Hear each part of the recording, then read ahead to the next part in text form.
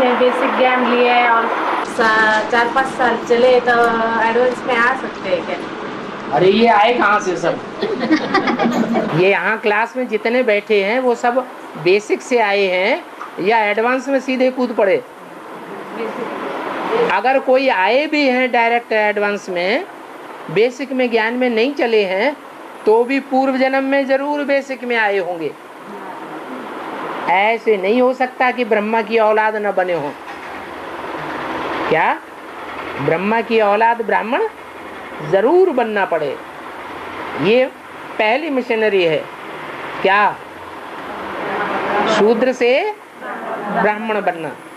फिर दूसरी मशीनरी है, ब्राह्मणों को बाप आकर के देवता बनाते हैं।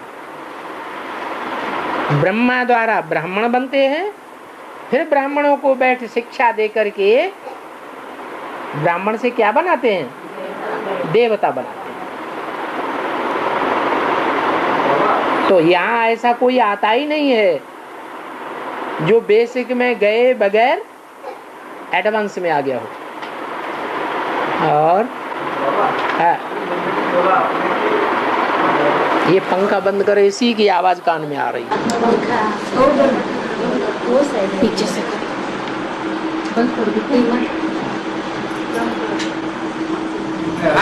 अभी मुरली में आया कि सब अनिश्चित चक्र में आएंगे, माया हिलाएगी।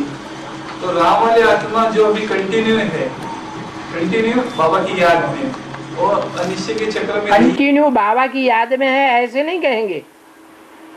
बाबा ने तो सिर्फ 8 घंटे के लिए बोला है। कितना घंटे याद में रहना है? आप कंटिन्यू 24 घंटे की बात कैसे कर रहे हैं? ये आपको साक्षात्कार हुआ कि सपना हुआ? ये आपने किस आधार पे कह दिया कि कंटिन्यू 24 घंटे याद में रहती है?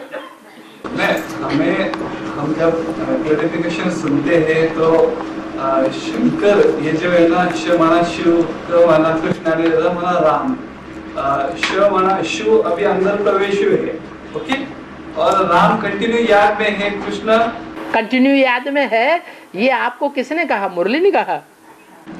नहीं, मैंने वार्तालाप सुनी है ऐसे। वार्तालाप में ऐसे कहा कहीं कि राम की आत्मा सदैव कंटिन्यू 24 घंटे याद में रहती है? यानी अनिश्चित चक्र में आती है क्या, ये मैं पूछ रहा हूँ। राम की आत्मा अनिश्चय चक्र में क्यों आएगी? उसमें शिव का प्रवेश है या नहीं है? तो जिसमें शिव का प्रवेश है वो अनिश्चय बुद्धि कैसे बनेगी? यानी वो कंटिन्यू याद में, इसलिए निश्चय बुद्धि है। अरे उसे तो इस बात का किराया ही मिलता है, लिफ्ट मिल जाती है। जो दूसरों को लिफ्ट नहीं मिलती है। भाग्यशाली रथ है, भाग्यशाली रथ। हाँ, इसी बात के लिए वो भाग्यशाली रथ कहा गया है।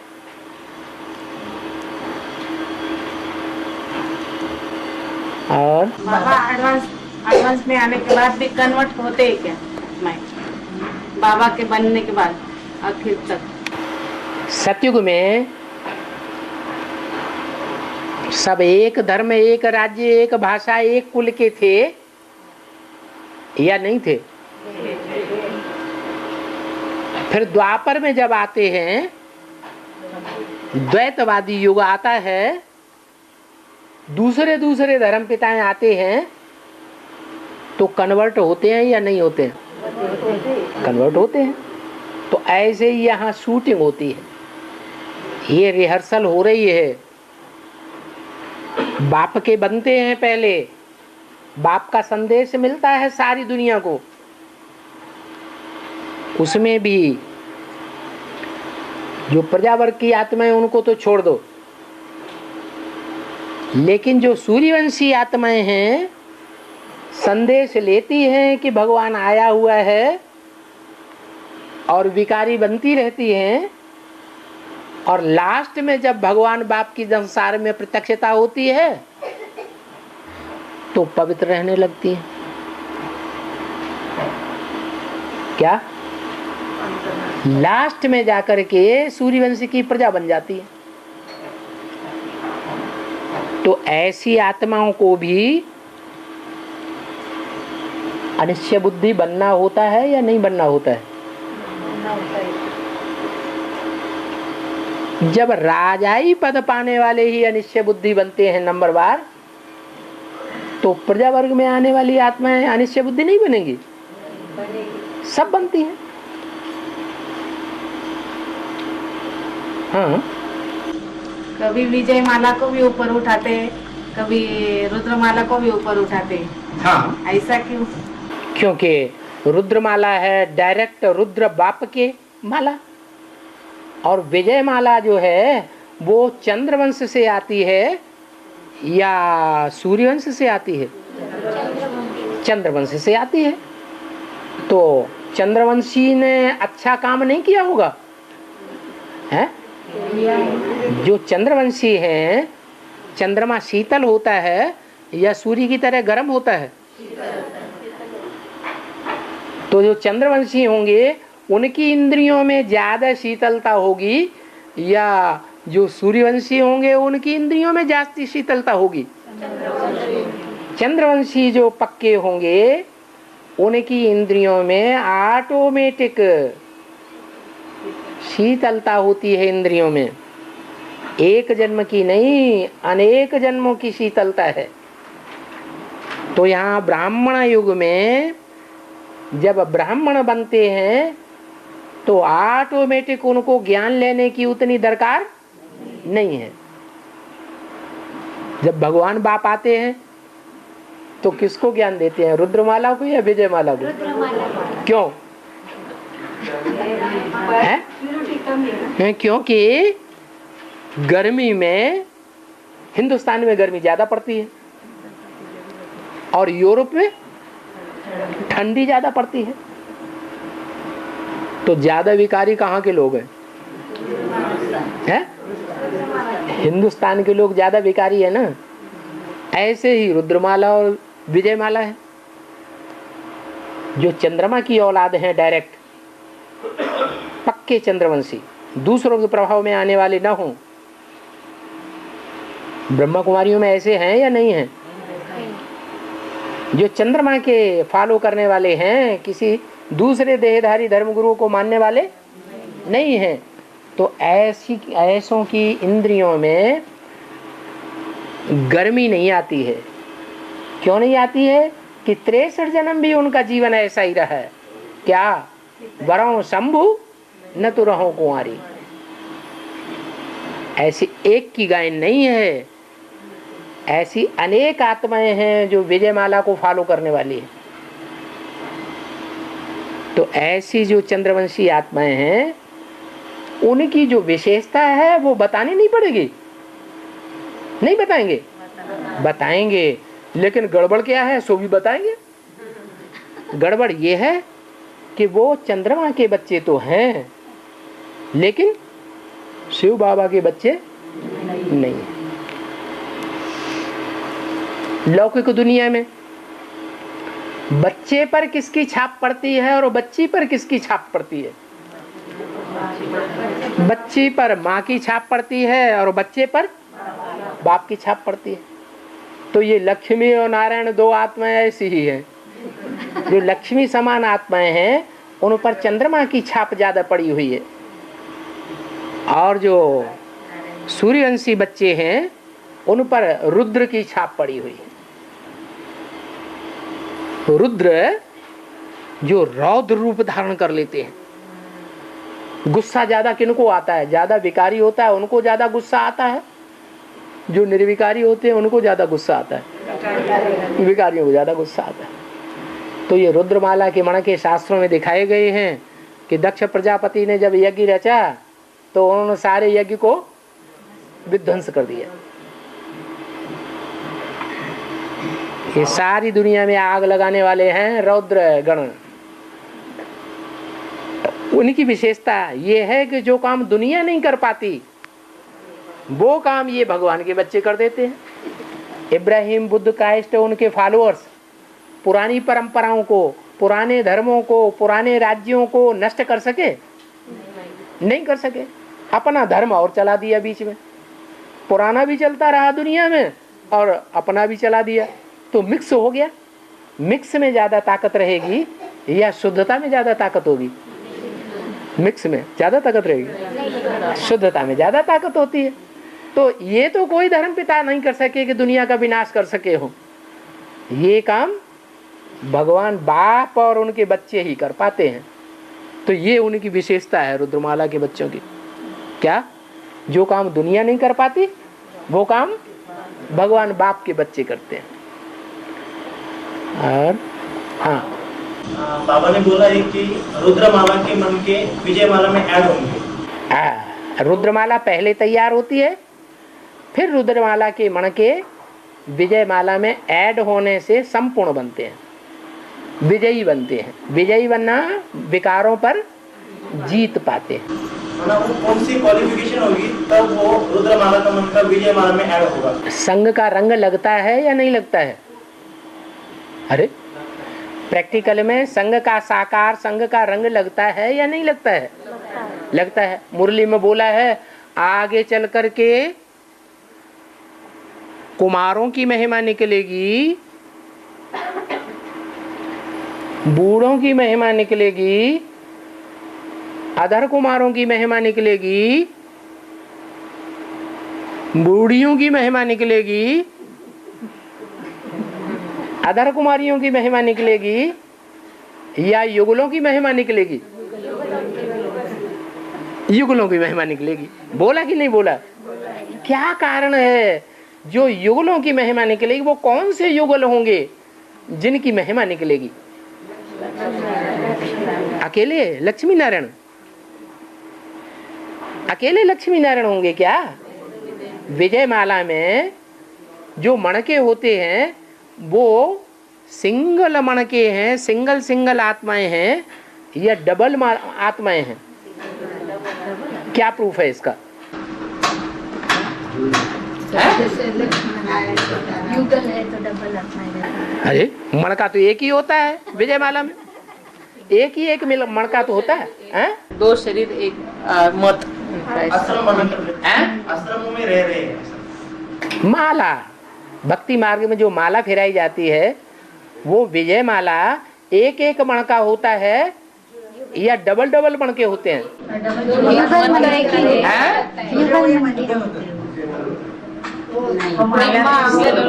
तो सारे मणके जुड़े हुए होते हैं। जो ऊपर एक मणका है वो जुड़ा हुआ दिखाया गया है। तो क्या 109 मणके होते हैं? ऊपर के मणके को जोड़ करके 109 मणके होते हैं या 108 मणके ही होते हैं? 108 नीचे वाले होते हैं या ऊपर वाले युगल मणके को मिलाकर होते हैं? नीचे वाले जो मणके हैं वो 108 हैं। ऊपर जो युगल मणका है वो सिर्फ ये संबोधित करने के लिए दिखाया है कि नीचे के सारे ही मणके युगल हैं। क्या? और रुद्रमाला में युगल मणका नहीं होता है। रुद्राक्ष के जो मणके होते हैं, माला होती है, उसमें ऊपर जुड़ा हुआ मणका नहीं होता है। इससे साबित हो गया कि जो विजय माला है उस विजय माला में जितने मणके होंगे सब युगल होंगे। वो कौन से युगल होंगे? जो ब्रह्मा बाबा ने डायरेक्शन दे करके युगल बना दिए, गंधर्वी विवाह करा दिया, उनका नंबर आ गया क्या है? तो कौन से मणके होंगे? ढेर सारे मणकों को ब्रह्मा बाबा ने ऑर्डर दे दिया कि तुम शादी करके रहो। मुरली में ये कह दिया कि पहले ही दिन ढेर हो पड़ेंगे, और ब्रह्मा बाबा ने उनको परमिशन दे दी। जैसे मुरली में परमिशन देते हैं, क्या शादी की परमिशन देते हैं? नहीं, क्या कहते हैं? शादी बर्बादी। लेकिन ब्रह्मा बाबा ने शादी करा दी, तो बाबा की श्रीमत की बरखिलाफी हो गई ना। ब्रह्मा बाबा तो लीनेंसी की बैठक में बैठे हुए हैं।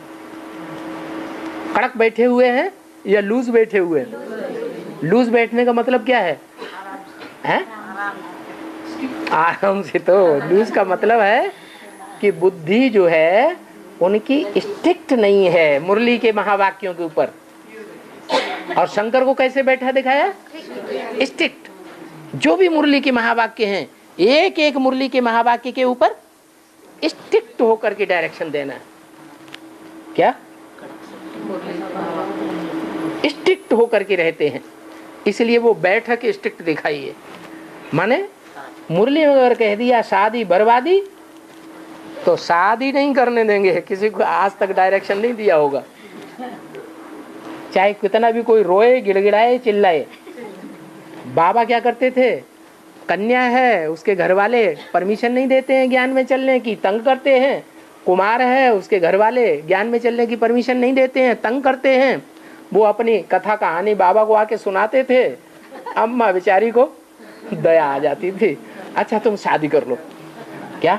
बाबा तो चाहते हैं कोई युगल ऐसा निकले जो पवित्र रह करके दिखावे। बस डायरेक्शन दे दिया और शादी कर ली। दिल्ली में भी ऐसे कई युगल हैं जो शादी करके अभी इंचार्ज बने बैठे हैं। बम्बई में भी ऐसे युगल हैं जो शादी करके इंचार्ज बने बैठे हैं। लेकिन किसी युगल का गायन नहीं है, महिमा किसी की नहीं निकली है, पवित्रता की तो महिमा निकलती है। तो वो युगल कौन से होंगे जिनकी महिमा निकलेगी? सिर्फ लक्ष्मी नारायण। हाँ, रुद्रमाला के मणके जो विजयमाला के साथ स्वभाव संस्कार से मिलकर के एक होंगे और ईश्वरीय सेवा में भी लगेंगे। ईश्वरीय सेवा में लगकर और संसार में खुशबू फैलाएंगे। लोग देखेंगे कि ये साथ में रह करके सेवा करते हैं और इनकी आंखों में चमक दिखाई पड़ती है प्योरिटी की। इनके चेहरे में और दृष्टि में प्योरिटी की चमक दिखाई पड़ती है। वो चमक ही उन युगल मणकों की प्रत्यक्षता कराएगी और बाप को भी प्रत्यक्ष करेंगे। बहुत महिमा निकलेगी ऐसे युगलों की। और बाबा वो समय 2018 की बात कर बाबा, जो युगल पावन बनते जावेंगे, प्रैक्टिकल प्रूफ जिनका मिलता जावेगा, उनके लिए बोला। इसलिए मुरली में बोला है, पतितों को पावन बनाने में, तमो प्रधान को सतो प्रधान बनाने में 40 से 50 वर्ष लगते हैं। वो 40 से 50 वर्ष कब की बात है?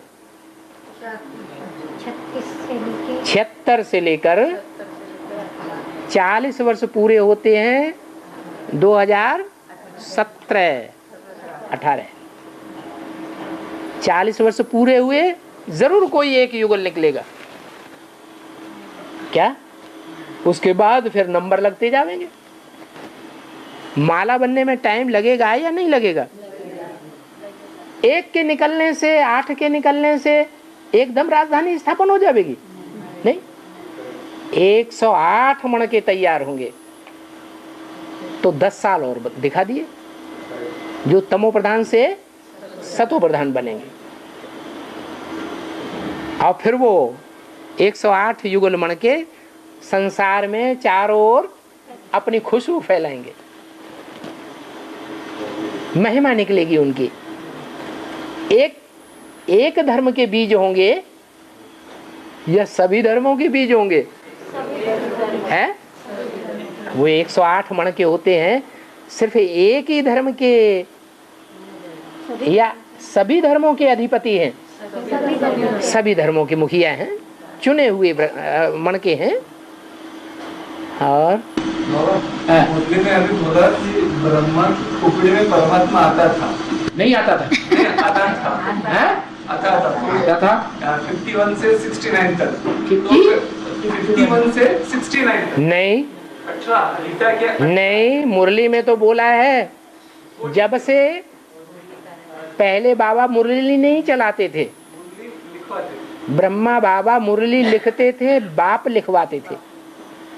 फिर जब बंटवारा हो गया हिंदुस्तान पाकिस्तान का, तो बंटवारा होने के साथ ही साथ सिंध हैदराबाद में जिनको 7-7 तालों के अंदर बंद करके रखा गया था, वो सब स्वतंत्र हो गए और स्वतंत्र होकर के ब्रह्मा बाबा के पास पहुंच गए।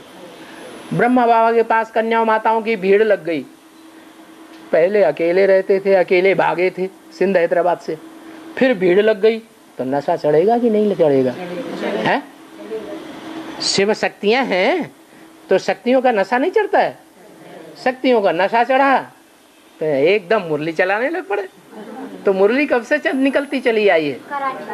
कराची से मुरली निकलती चली आई है। सन 47 में जब हिंदुस्तान पाकिस्तान बना तो मुरली निकलना शुरू हो गई। उस समय से मुरली निकलती है, लेकिन इकट्ठे रहते थे या बिखरे हुए थे? कोई भी चलाता हो, बाप प्रवेश करके चलाते थे। हाँ, तो उस समय सन 47 में जो मुरली निकलती थी, वो मुरली की कापियां निकाली जाती थी। सब बिखरे हुए थे या एक जगह रहते थे? बिखरे हुए थे। कराची में एक जगह रहते थे, बंगले में।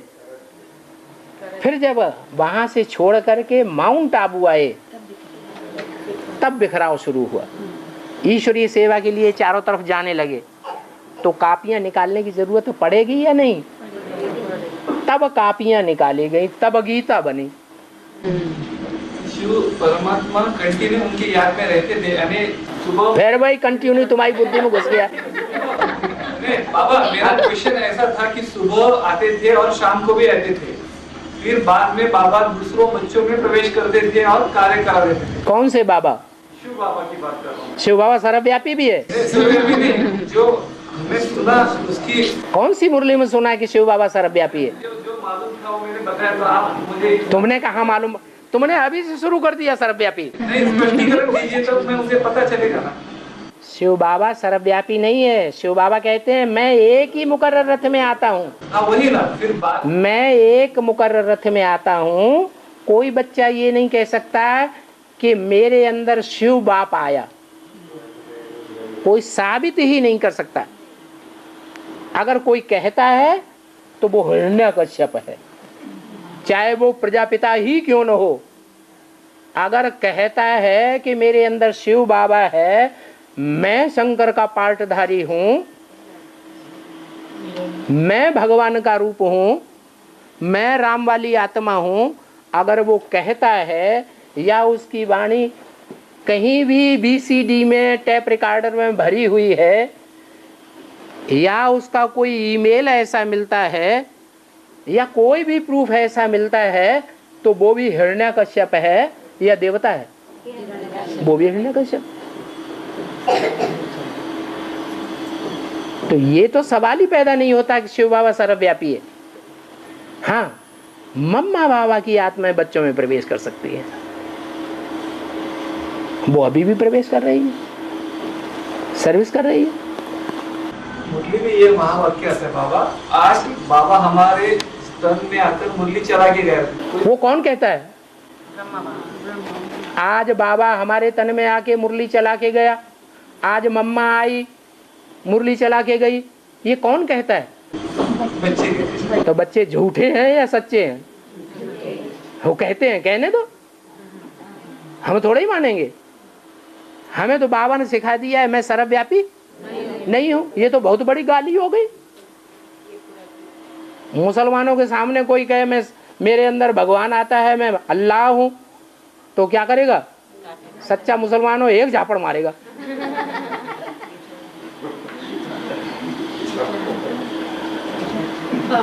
हम भी बेहद के मुसलमान हैं।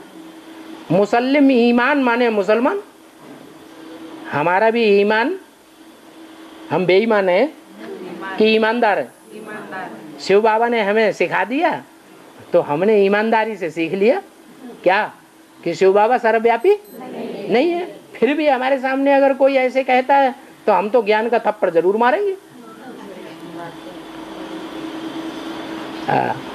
और बाबा मुरली में कहा है कि एक ज्ञान में आया तो सारा परिवार आता है। हाँ, लेकिन परिवार तो कौन आता है एक ज्ञान में?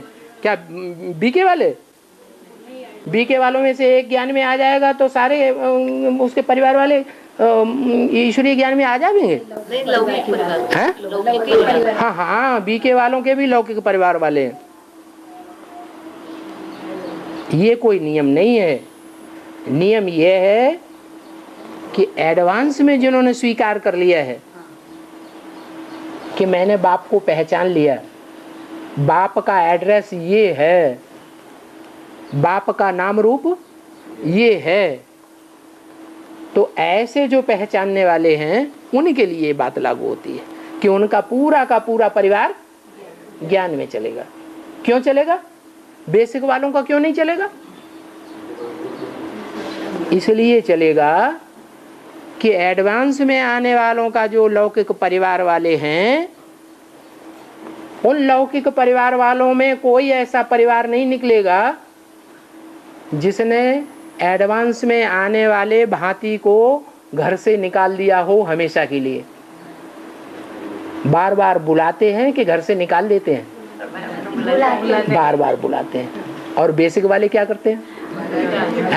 लात मार के निकाल देते हैं। तो फिर अपने कौन हुए? हैं? अपने लौकिक घर वाले अपने हुए या बेसिक वाले अपने हुए? लौकिक घर वाले अपने हुए।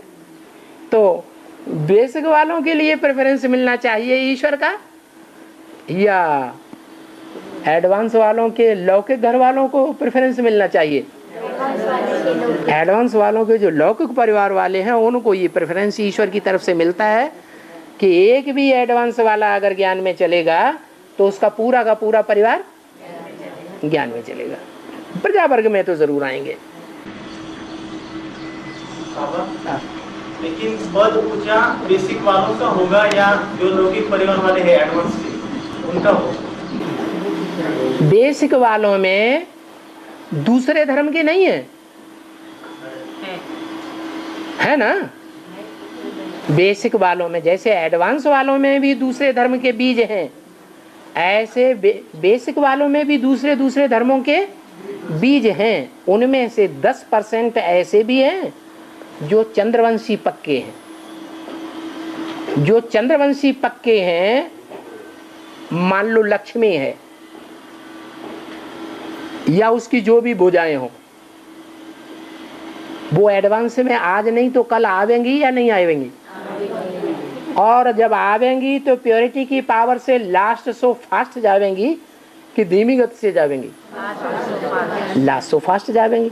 तो उनके लौकिक परिवार वाले नहीं आवेंगे हैं? उनके लौकिक परिवार वाले भी आवेंगे। बाबा के बनने के बाद भी देखना बहुत पड़ते हैं। बाबा के बनने के बाद कमाल है। जब वैद्य बीमारी की दवा करता है तो बीमारी बढ़ती है या घटती है? बीमारी निकल के बाहर आती है कि अंदर दबी हुई रह जाती है? फिर 63 जन्म की बीमारी जो पाप हैं वो बाहर नहीं आने चाहिए, अंदर ही दबा के ले जाएंगे परम धाम में। हैं?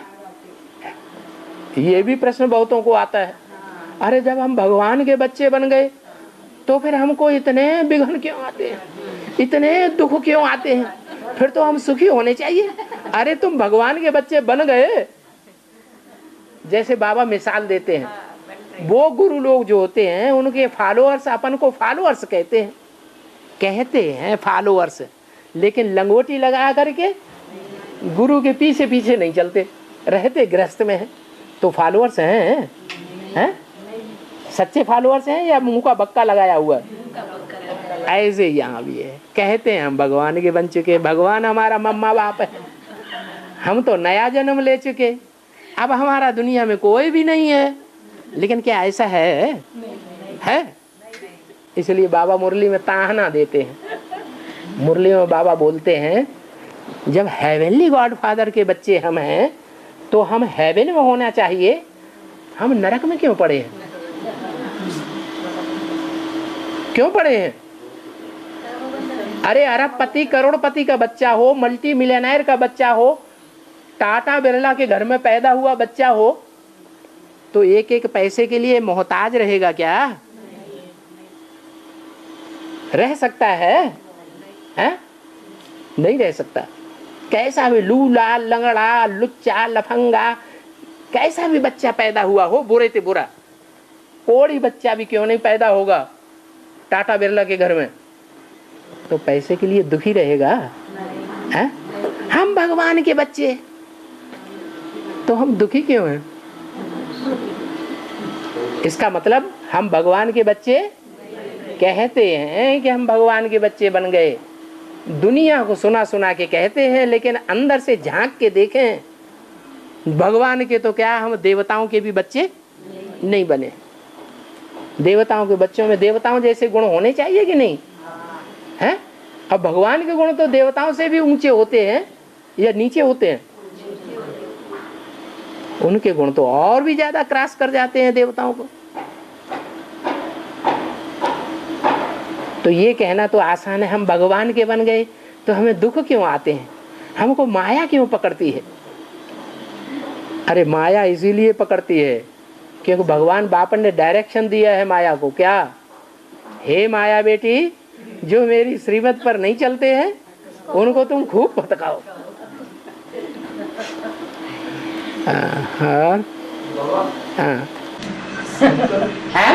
संकल्प की बात कर रहा हूँ। संकल्प अच्छे रहे तो मन अच्छा रहता है, पर संकल्प बुरे आए तो माया की प्रवेशता होती है।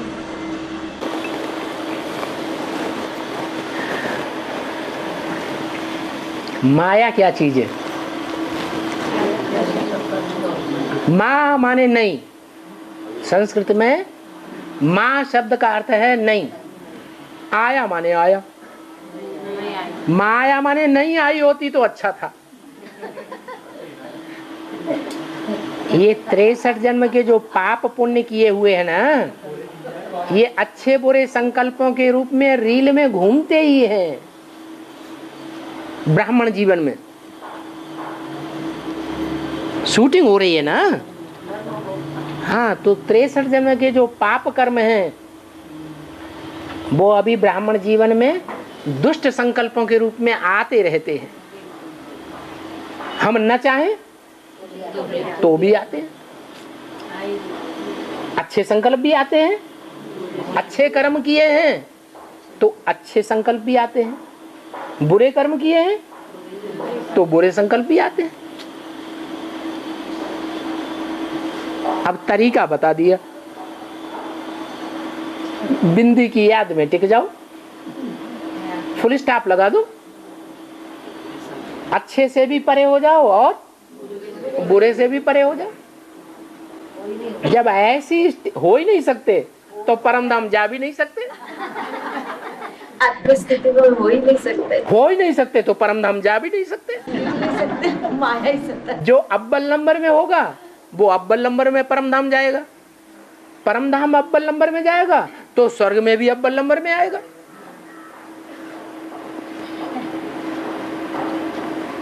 तो शुभ शुभ बोलना चाहिए या अशुभ बोलना चाहिए? हैं? शुभ बोलो। क्या?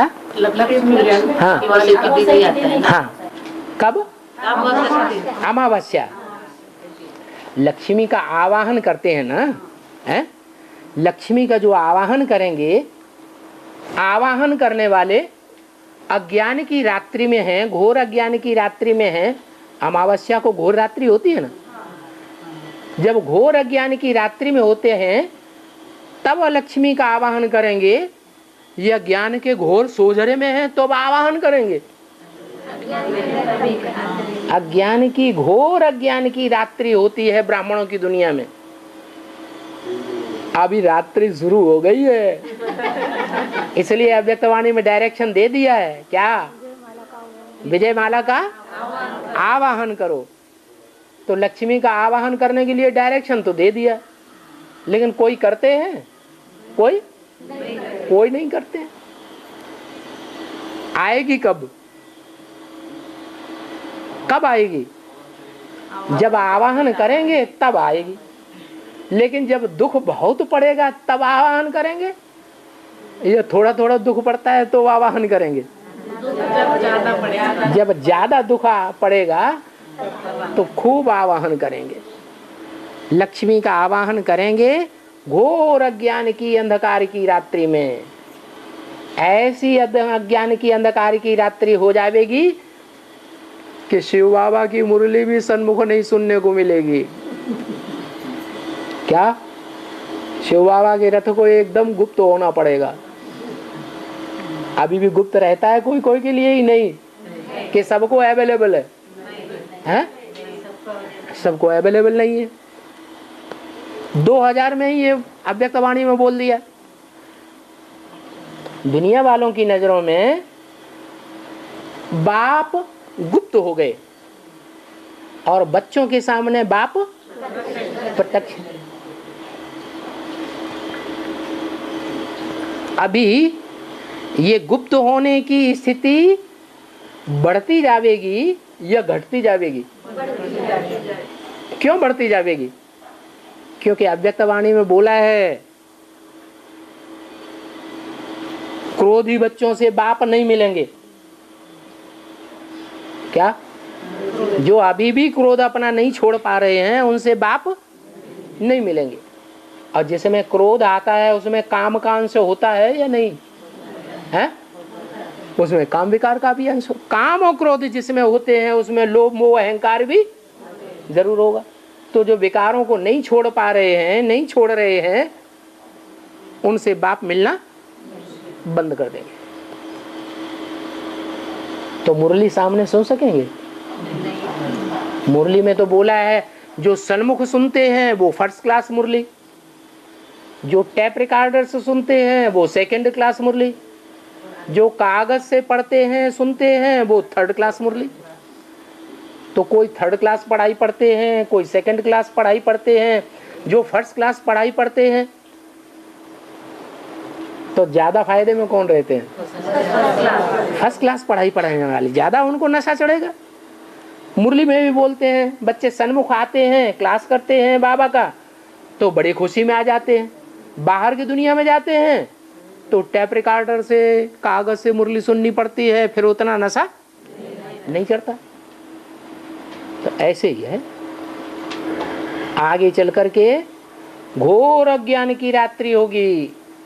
जैसे मुरली में बोला विनाश कब शुरू होगा, उसकी निशानी क्या होगी? जब विनाश शुरू होगा उसकी एक खास निशानी बताइए। पहले विनाश का कौन सा पॉइंट सामने आवेगा? अकाल पड़ेगा। क्या होगा? अकाल पड़ेगा, पानी की एक बूंद भी नहीं मिलेगी। तो ये बेहद में लगा दो। क्या? ज्ञान की एक बूंद भी नहीं मिलेगी।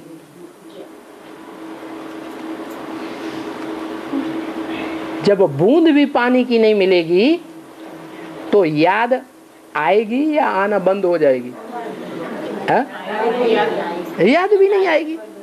ज्ञान जितना गहरा बुद्धि में होता है तो याद भी उतनी गहरी लगती है, और ज्ञान जितना कम होता है तो याद भी उतनी कम होती।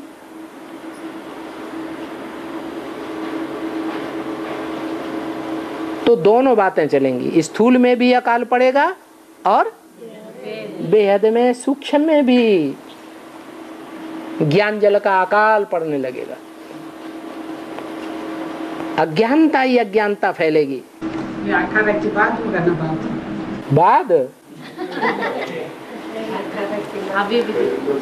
18 के बाद लक्ष्मी गुप्त हो जाएगी या प्रत्यक्ष होने लगेगी? फिर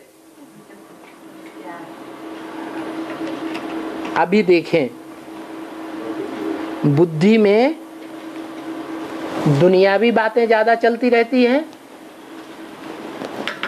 ये एडवांस ज्ञान ज्यादा चलता रहता है।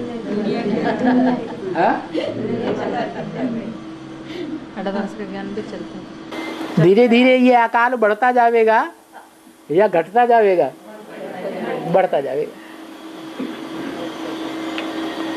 तो जब घोर अज्ञान की अंधेरी रात अमावस्या हो जाएगी, ब्राह्मणों की दुनिया में भी, बाहर की दुनिया में भी, बेशक वालों की दुनिया में तो अभी भी है, क्योंकि ज्ञान सूर्य बाप को उन्होंने नहीं पहचाना है। तो जब ऐसी घोर अज्ञान की रात्रि होगी, जिसको कहते हैं महाशिवरात्रि, तब आवाहन करेंगे। बाबा वो तो बोलते हैं अवतरण, बाबा का अवतरण हुआ होता है। आपकी ये बात हल हो गई कि अमावस्या के दिन क्यों आवाहन करते हैं। अब दूसरी बात बताओ क्या। बाबा का अवतरण अभी चालू है, तो उसमें वो बोलते हैं शिव बाबा ब्रह्म बाबा दोनों आते हैं। मुरली में बोला सो बात मानेंगी, या देहधारी मनुष्य बोलते हैं वो ज्यादा बातें बुद्धि में याद रहती हैं। मुरली में तो ये बोला है सूक्ष्म वतनवासी ब्रह्मा में शिव बाबा नहीं आते हैं। मैं सूक्ष्म वतनवासी फरिश्तों में आऊंगा या स्थूल वतनवासी पतित मनुष्यों में आऊंगा। मैं तो पतित मनुष्य में आता हूँ। मुरली को कितना योग्य माना जाए, उस मुरली को कितना योग्य मानना चाहिए। कितना योग्य, कितना योग्य माने मुरली भी अयोग्य होती है। नहीं, जो अभी जो चल रही है हमारा गुजारी दादी के अंदर से जो बोला जा रहा है, कितना योग्य माना जाए। मुरली नहीं चलती है, वो मुरली नहीं है। मुरली नाम देहधारी गुरुओं ने दे दिया है, वो अव्यक्त वाणी है। तो उसको कितना योग्य माना जाएगी, उसमें कितना स्पष्टीकरण। अव्यक्त वाणी का एक भी महावाक्य ऐसा नहीं होगा जो मुरलियों के वाक्यों को काटने वाला हो। आपके पास कोई ऐसा वाक्य हो तो बताओ। एक भी वाक्य ऐसा नहीं है अव्यक्त वाणी का जो मुरलियों के महावाक्यों को काटने वाला। इसका मतलब अम्मा की वाणी भी शिव बाबा की वाणी के पैरेलल चलती है, क्रॉस करने वाली वाणी नहीं है। तो उसे मानना चाहिए या नहीं मानना चाहिए? उसे हाँ, अंतर यह है कि ब्रह्मा वाली आत्मा देवता की आत्मा है, 16 कला संपूर्ण कृष्ण की आत्मा है।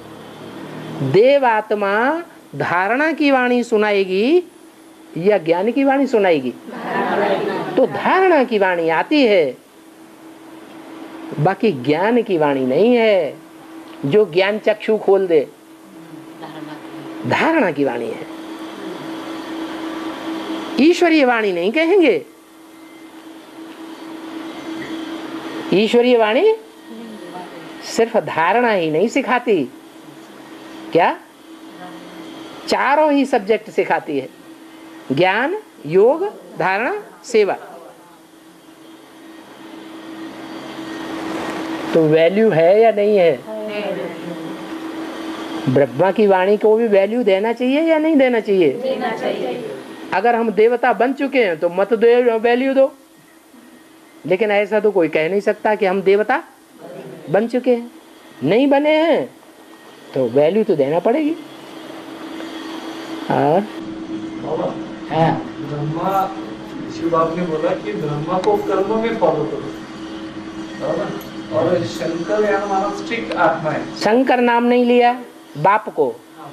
शंकर एक स्ट्रिक्ट है। शंकर का नाम मत लो, शंकर वाली आत्मा ही अलग है। शिव बाप, हाँ, बाप को फॉलो करो आज्ञाओं में। हाँ, बाप जो आज्ञा देते हैं उसको फॉलो करो। और ब्रह्मा बाबा ने जो कर्म करे, जो कर्म किए उनको फॉलो करो। दुनिया में भी घर घर में अम्माएं ज्यादा अच्छे कर्म कर रही हैं कि बप्पाएं ज्यादा अच्छे कर्म कर रहे हैं? अम्मा अच्छे कर्म करती है, फिर भी धारणा की कर्म करती है, और बाप तो जैसा बुद्धि में आ गया बस वो समझते हैं कि हमारे घर में तो हम ही भगवान हैं, हम ही राजा हैं। तो उल्टे पलटे जो मन में आया सो किया। इसकी शूटिंग क्या होती है? इसकी शूटिंग क्या होती है? हम ही राजा है। हम ही राजा हैं तो बता तो रहे, पूछ रहे हैं ना, वो पूछ रहे हैं ना कि मुरली में बोला है शिव बाबा ने कि बात मेरी मानो, माने आज्ञाएं मेरी मानो, और कर्मों में ब्रह्मा को फॉलो करो, मेरे को फॉलो मत करो। ब्रह्मा बाबा को कर्मों में फॉलो करो। मैं जो डायरेक्शन देता हूं मुख से, उन डायरेक्शंस को तुम मानो। मेरे को मत देखो मैं क्या करता हूं। और हाँ, यही सवाल है कि कर्म में अगर ब्रह्मा को हमने फॉलो किया तो मुरली में एक वाक्य महावाक्य आता है कि इतना भी मीठा मत बनो कि चींटियां लग जाए। हैं? इतना भी मीठा मत बनो कि चींटियां लग जाए। चींटे लग जाने दो, चींटों का पाप कर्म बनेगा कि नहीं? चींटों का पाप कर्म बनेगा ना। चींटों को धर्मराज सजा देगा या नहीं देगा? है? तो हमारे पाप कर्म भस्म होंगे या नहीं होंगे? चींटे जब हमें काटते हैं तो हमने पूर्व जन्म में चींटों को काटा होगा कि नहीं काटा होगा? तो हिसाब किताब पूरा होगा या नहीं होगा? हाँ, अगर तुम्हें घाटा लगता है बाप की वाणी में तो बताया, तो ये रास्ता बताया। तुमसे सहन नहीं होता है तो ये रास्ता बताया। हमें हर आत्मा के प्रति शुभ भावना शुभ कामना रखनी है। हाँ। अगर तो बाप दादा भी बोलते हैं। हाँ, तो कुछ आत्माएं फायदा भी उठाती है। क्या कायदा है? कुछ आत्मा फायदा भी उठाती है। जैसे सूर्यवंशी जो आत्मा रहती है वो किसी को दुख भी नहीं देती है और किसी का दुख भी नहीं लेती है। तो इसके बारे में आप बोलिए कि बाबा कैसे बर्ताव करना। एक तरफ कर्म में ब्रह्मा को फॉलो कर रहे हैं। सूर्यवंशी आत्माएं नंबरवार हैं या एक जैसी हैं? नंबरवार हैं तो क्या दुख लेती नहीं है? सूर्यवंशी आत्माएं दुख लेती नहीं है दूसरा का? कोई गाली देता है, कोई ग्लानि करता है तो दुखी नहीं हो जाती? तो दुख लिया या नहीं लिया? एक वार्तालाप में आया था, बाबा ने खुद बताया था कि सूर्यवंशी क्वालिटी की जो आत्मा होगी ना वो किसी को दुख नहीं देगी और ले भी नहीं। वो क्वालिटी अभी आ गई है। संपूर्णता की गायन और चित्र बनता है या अपूर्णता का चित्र और गायन बनता है? वो धारण कर रहे उस गायन को। अभी एक भी पक्का सूर्यवंशी नहीं बना है। अगर एक भी पक्का सूर्यवंशी बनेगा तो उसके संग के रंग में जो भी आवेंगे, जो मुरली में बोला, बाप इस तरह प्रत्यक्ष होगा कि जो देखे इन आंखों से बाप को, जो कानों से सुने बाप को, उसके मुख से निकले मेरा बाप आ गया। दृष्टि में ही इतनी पावर होगी, उसकी वाणी में ही इतनी पावर होगी, कान से सुनने मात्र से ही परिवर्तन होने लगेगा। उसको कहेंगे सूर्यवंशी। सूर्य के सामने कोई रहे और कहे कि मैं अंधकार में हूं, ऐसे हो सकता है? नहीं हो सकता। बाबा मुरली में एक महावाक्य आता है कि चलते फिरते ब्राह्मण फंस गया। तो ये कौन से ब्राह्मण की बात है, राम वाले आत्मा या ब्रह्मा होगा? दोनों ही ब्राह्मण हैं। बाकी जो ज्ञानी होगा वो ये कभी नहीं कहेगा कि मैं फंस गया।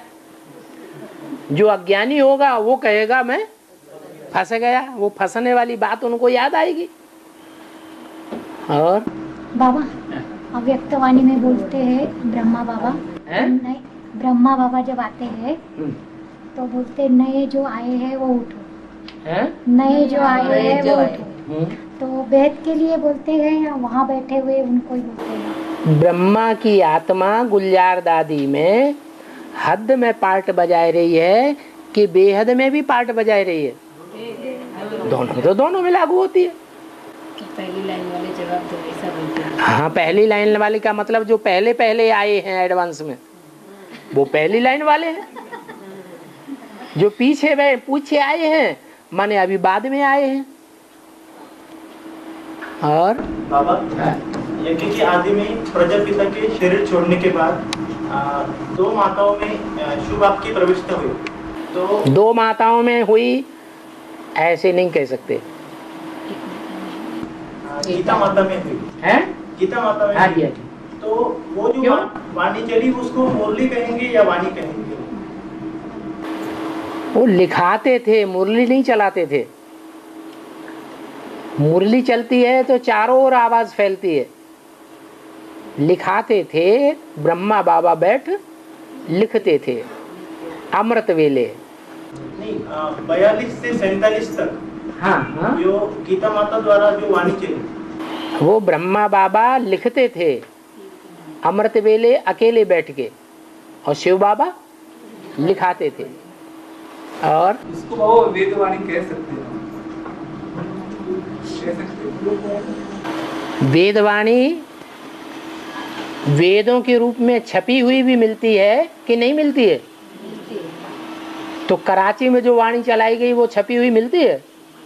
नहीं मिलती। उस समय छपाई ही नहीं जाती थी। एक बार लिख लिया, सवेरे को सबको सुना दिया, खत्म। तो उसको पीयू की वाणी नहीं कह सकते ना? पीयू बाप को कहा जाता है, स्त्री चोले को बाप नहीं कहा जाता। और माताओं के तन में आते थे, उन माताओं के तन में जो आते थे वो वाणी चलाते थे, वो सुनते क्यों? अगर विरोधी वाणी होती। ये तो बाद में दो फाड़े हो गए, एक एंटी पार्टी हो गई, एंटी ग्रुप हो गया, और एक ये ग्रुप हो गया जो अपने को ब्रह्मा कुमार कहते हैं। पीयू की वाणी भी चल रही थी ना बाबा, पीयू की वाणी भी तो चलती थी। जब पीयू जिंदा था तब चलती थी कि मरने के बाद चलती थी? हाँ, उस समय चलती थी। जब झगड़ा हो गया तो पीयू की वाणी से नफरत हो गई सबको। बाबा वो वाणी तो बाहर निकलेगी ना, पीयू की वाणी। और जमीन में दबी हुई है, दबा के रखी गई है, निकल भी सकती है। हो सकता है उसके कागज सड़े हुए भी निकले। उस कराची में दफनाई गई है, उस महल के नीचे। दफनाया शरीर जाता है। वो वाणी को एक लिखी है। हाँ जी। और बाबा ज्ञान, एक भक्ति मार्ग की बात बोलता हूँ। ज्ञानेश्वर ने दीवार चलाई, ज्ञानेश्वर दीवार पे बैठे हैं और दीवार चली, तो इसका बेहद का जो बातें उनके भगत लोग बोलते हैं वो कितनी सच्ची हैं, इसका प्रूफ क्या है? इसका प्रूफ है? ठीक? अनर्गल बातें होती हैं, भक्ति मार्ग में चलाई जाती हैं, उनका अर्थ यही हुआ कि विघ्नों की दीवाल है ज्ञान मार्ग में। कोई सच्चा ज्ञानेश्वर है, वो सच्चा ज्ञानेश्वर, वो विघ्नों की दीवाल जो है माया, विघ्नों की दीवाल बनती है ना। मुसलमान लोग जब जाते हैं अपने इबादत घर में तो सामने क्या होती है? दीवाल होती है। तो वो दीवाल की ही पूजा करते हैं, दीवाल में जाकर के। तो उस दीवाल को भी ज्ञानेश्वर ने चलाया का मतलब सारी दुनिया की जो भी आत्माएं हैं, आधार मूर्त हों चाहे बीज रूप हों, उनको भगवान ही तो चलाता है। कौन चलाता है? भगवान चलाता है। तो ये भक्ति मार्ग में कहावत निकाल दी कि ज्ञानेश्वर ने क्या किया? दीवाल के ऊपर बैठ गए और दीवाल को चलाया। अब दीवाल कैसे चलेगी? ये तो विघ्नों की दीवाल की बात है, चैतन्य आत्मा की बात है, वो भी ज्ञान में चलती है। और एक बात बाबा, जो भक्ति मार्ग से ज्ञानेश्वर ने जो गैस जैसा प्राणी है उसके हाथ पे, उसके सिर पे हाथ रखा और जो ग्रंथ उच्चारण किए, उसका वेद भी क्या? वो सिर्फ कहावतें हैं, रेड़े से वेद, वो सिर्फ कहावतें हैं, लेकिन कोई सच्चाई नहीं है। वो सिर्फ भक्ति मार्ग की भक्तों की अंधश्रद्धा है। जैसे सिख लोग कहते हैं कि गुरु नानक ने किसी को कहा कि हमारा शरीर जो है अगर इस तरह पड़ा हुआ है कि पांव काबा की तरफ हैं तो हमें घुमा करके उस तरफ कर दो जिधर काबा न हो। तो उसने पांव पकड़ के जहां घुमाया दूसरी तरफ तो उधर भी काबा दिखाई पड़ने लगा उसे। तो ऐसी ऐसी बातें भक्ति मार्ग में बनाई हुई हैं, वो कोई सच्ची बातें नहीं है। जैसे दिखाते हैं लंका जहां है वहां भारत से लेकर के लंका तक पुल बनाया, अब वो पुल उन्होंने भक्ति मार्ग वालों ने ऐसी जगह बना दिया जहां समुद्र ऊंचा ऊंचा उथला उथला है। भारत से लेकर के लंका तक जहां जहां उथला हुआ समुद्र देखा, कोई नैया से गया होगा नौका से, तो उथला उथला समुद्र ने रास्ते में मिला, तो वहीं ये परंपरा डाल दी। यहाँ क्या बनाया था? पुल बनाया था। ऐसा है ही नहीं कुछ। कंपिल में द्रौपदी कुंड बना हुआ है। द्रौपदी कुंड में यज्ञ किया और यज्ञ की लपटों में से द्रौपदी पैदा हुई। ये बनाई हुई बात है या सच्ची बात है? ये बनाई हुई बात है। असलियत क्या है? ये ज्ञान यज्ञ कुंड है। जिस ज्ञान यज्ञ कुंड से, ये ज्ञान की बातों से साबित होता है कि द्रौपदी का पार्ट किसका है, किसकी बेइज्जती होती है संसार में। बेसिक वाले भी बेइज्जती करते हैं, एडवांस वाले भी बेइज्जती करते हैं, और दुनिया भी बेइज्जती करती है। नाम है द्रौपदी। कोई कितनी भी बेइज्जती करे लेकिन उसका ध्रुव पद है। उसके पद को कोई भी नीचे गिरा नहीं सकता। तो ये भक्ति मार्ग की दंत कथाएं हैं। इनमें सार कुछ भी नहीं है। कन्याकुमारी का क्या है? जो बचपन से ही कन्या है, जब से ज्ञान में आई है तब से कुंवारी है। किसी ने उसको टच नहीं कर पाया, किसी ने उसके दिल को नहीं जीत पाया, इसलिए वो कुंवारी है। बाबा ब्रह्मकेश्वर में ब्रह्मगिरी पहाड़ है। ब्रह्मकेश्वर में ब्रह्मगिरी पहाड़ है।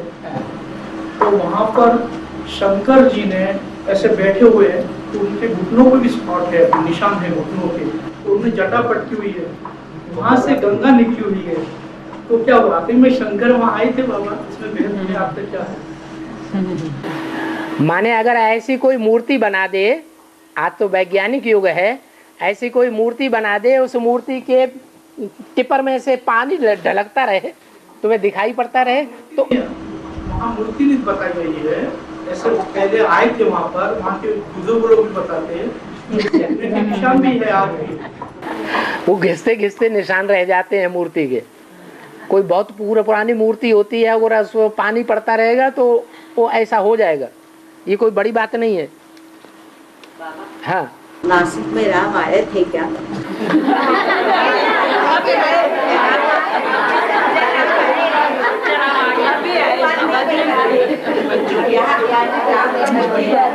राम आए थे या नहीं आए थे, लेकिन अब आएंगे जरूर।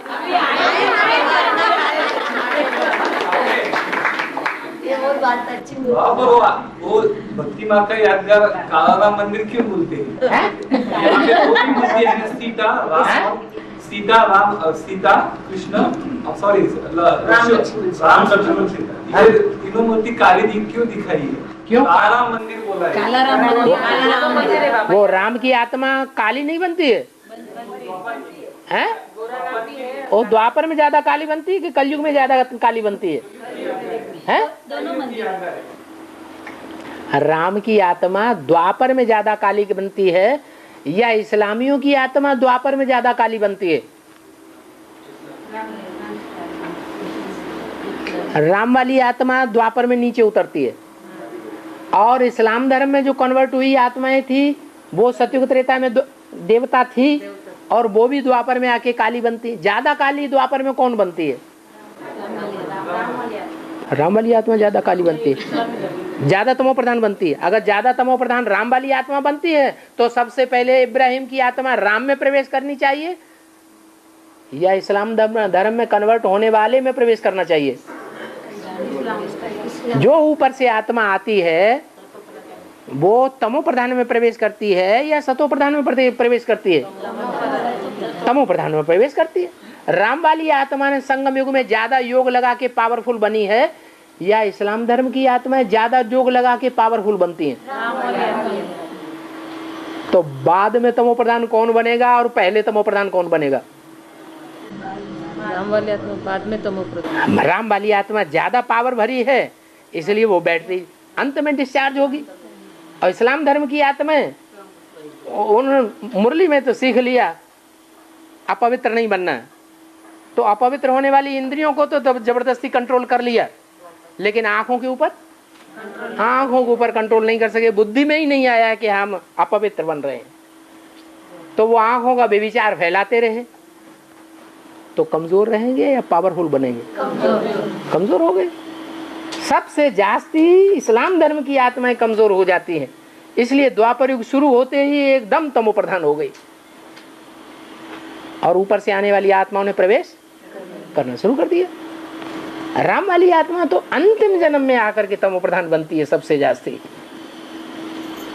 बाकी तो जन्मों में वो विधर्मियों से टक्कर लेती रहती है। वहां 63 जन्म में टक्कर लेती होगी, तो यहां टक्कर नहीं लेगी क्या? यहां शूटिंग पीरियड में टक्कर लेगी या नहीं लेगी? यहां भी टक्कर लेती है। ओम शांति।